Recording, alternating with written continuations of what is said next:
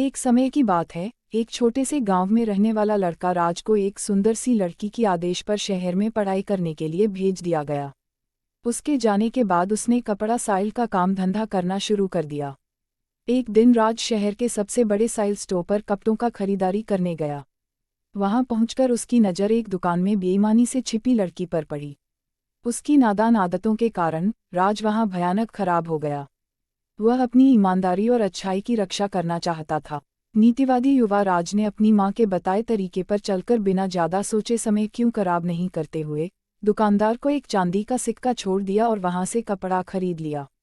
धीमी धीमी धुन सुनाई देती हुई लड़की अचानक अपने पिज्जा पानीपुरी स्थान पर दिखाई दी। वह राज की खराब हालत देखकर उनके पास आई और पूछा, आपके हाथ में क्या हुआ है? क्या मैं कुछ मदद कर सकती हूँ?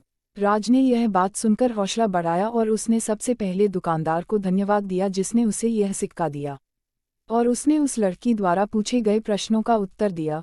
धन्यवाद बहन, मेरे हाथ में कुछ नहीं हुआ है, शायद तोड़ी है।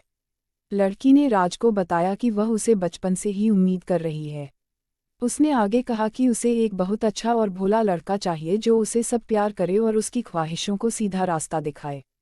राज ने लड़की के प्रति खास इंटरेस्ट दिखाया और उसे बातचीत के लिए आमंत्रण दिया। वे बहुत देर तक बात करते रहे और इस प्रक्रिया में वे दोनों एक दूसरे के बारे में अधिक जानने वाले हुए।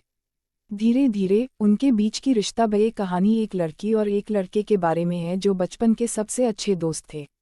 वे हमेशा साथ खेलते और कई अनुभव एक साथ जीवन के हर पहलू को साझा करते। जब वे बड़े हो गए तो उनकी दोस्ती भी और गहरी हो गई। वह एक दूसरे के साथ मनोरंजन करने, साथ पढ़ाई करने और सप्ताहांत में मार्गदर्शन करने लगे।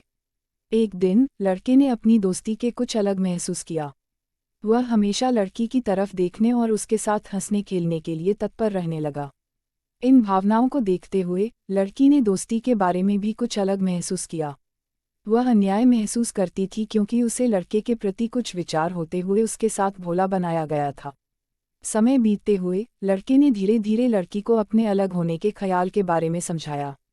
वह कहने लगा कि वह उसे खोने का डर दिखा रहा है और उसे ये भी दिखा रहा है कि उसके बिना वह जीने योग्य नहीं है।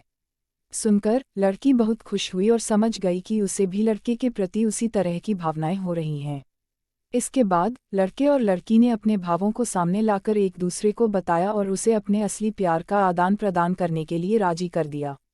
बाद में उन्होंने अपने परिवार को भी अपने असली प्यार के बारे में बताया और वह विवाह करने के लिए इच्छुक थे। इस प्रकार लड़के और लड़की ने एक साथ विवाह किया और अपने सपनों को साथ मिलकर पूरा किया। वे अपने दिल की बात समय पर बताने के लिए बहुत खुश थे और उनकी प्रेम कहानी एक दूसरे के लिए प्रेरणा का कारण बन गई।